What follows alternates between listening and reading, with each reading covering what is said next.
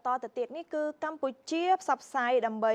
ឲ្យបន្ថែមការយល់ដឹងជំវិញការប្រើប្រាស់ស្នាដៃកម្រងបទបញ្ញត្តិដែលពាក់ព័ន្ធទៅនឹងបច្ចេកវិទ្យាហិរញ្ញវត្ថុនិងសន្តានុក្រមបច្ចេកទេសហិរញ្ញវត្ថុ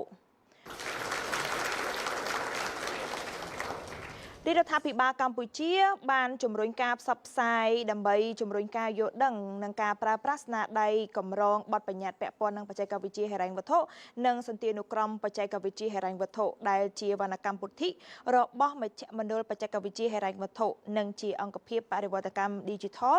នៃអាជ្ញាធរសេវាហិរញ្ញវត្ថុមិនមែនធនាគារនិងពិគ្រោះយោបល់ព្រមទាំងប្រមូលធាតុចូលបន្ថែមពីគ្រប់តួអង្គពាក់ព័ន្ធដើម្បីធានាសង្កត់ភាពគុណភាពបូរណភាពនិងភាពគ្រប់ជ្រុងជ្រោយនៃការរៀបចំកម្រងនិងសន្តានុក្រមសម្ដៅធ្វើឲ្យវណ្ណកម្មពុទ្ធិនេះអាចប្រើប្រាស់បានសម្រាប់គ្រប់តួអង្គពាក់ព័ន្ធនិងជាឧត្តមប្រយោជន៍ដល់ការអភិវឌ្ឍបច្ចេកវិទ្យាហិរញ្ញវត្ថុនិងបរិវត្តកម្ម Digital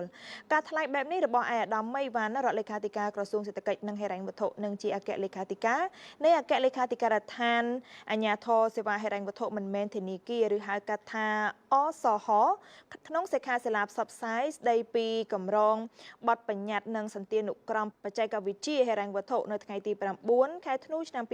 2025ដែលមានការចូលរួមពីតំណាងក្រសួងស្ថាប័ននិយត្តករនិងអង្គភាពក្រមអាវ៉ាតរួមទាំងគ្រឹះស្ថានអប់រំអង្គការសមាគមក៏ដូចជាវិស័យឯកជនសរុបប្រមាណ180នាក់អាដាមមីវ៉ាន់លើកឡើងថាមជ្ឈមណ្ឌលបច្ចេកវិទ្យាហិរញ្ញវត្ថុគឺជាអង្គភាពបរិវត្តកម្ម Digital និងបន្តធ្វើការងារក្នុងនីតិសម្បទាជាមជ្ឈមណ្ឌលអក្ខរកម្មបច្ចេកវិទ្យាហិរញ្ញវត្ថុហើយមជ្ឈមណ្ឌលពុទ្ធិបច្ចេកវិទ្យាហិរញ្ញវត្ថុក្នុងការធ្វើបច្ចុប្បន្នកម្មក៏ដូចជាការធ្វើវិសិទ្ធកម្មរួមទាំងការសម្រេចបាននៅស្នាដៃទាំងនេះឲ្យកាន់តែមានលក្ខណៈសម្បូរបែបដោយត្រូវសហការជាមួយនឹងគ្រប់តួអង្គក្នុងសង្គមទាំងក្រសួងស្ថាប័នព្រមទាំងវិស័យឯកជននិងប្រជាពលរដ្ឋក៏ដូចជាសាធារណជនទូទៅជាមួយនឹងការអភិវឌ្ឍការធ្វើវិសិទ្ធកម្មប្រព័ន្ធបច្ចេកវិទ្យាព័ត៌មាននិងការប្រើប្រាស់បច្ចេកវិទ្យា Digital ចុងក្រោយថ្មីៗជាពិសេសបញ្ញាសិប្បនិម្មិតហៅធម្មតាថាជា AI សូមបញ្ជាក់ថាកម្រងបទបញ្ញត្តិពាក់ព័ន្ធទៅនឹងបច្ចេកវិទ្យាហិរញ្ញវត្ថុគឺជាឧបករណ៍ការងារគតិយុត្តសម្រាប់ការធ្វើនិយត្តកម្មដែលប្រមូលផ្ដុំច្បាប់និងលិខិតបទដ្ឋានគតិយុត្តពាក់ព័ន្ធផ្ទាល់នឹងបច្ចេកវិទ្យាហិរញ្ញវត្ថុសម្រាប់ប្រមាណ880អត្ថបទដែលក្នុងនោះរួមបញ្ចូលទាំងគោលការណ៍ណែនាំដែលមានអានុភាពបង្គាប់បញ្ជានិងណែនាំអនុវត្តកម្រងនេះមានកម្រាស់ប្រមាណ4000ទំព័រ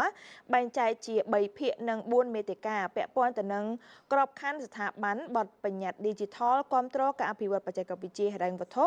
វិស័យហិរញ្ញវត្ថុនិងសកម្មភាពនិងនវានុវត្តន៍បច្ចេកវិទ្យាហិរញ្ញវត្ថុផងដែរហើយក្នុងនោះមាតិកានីមួយៗត្រូវបានបែងចែកជាបន្តជាជំពូកឬក៏ជាផ្នែកឬក៏ជាអនុផ្នែក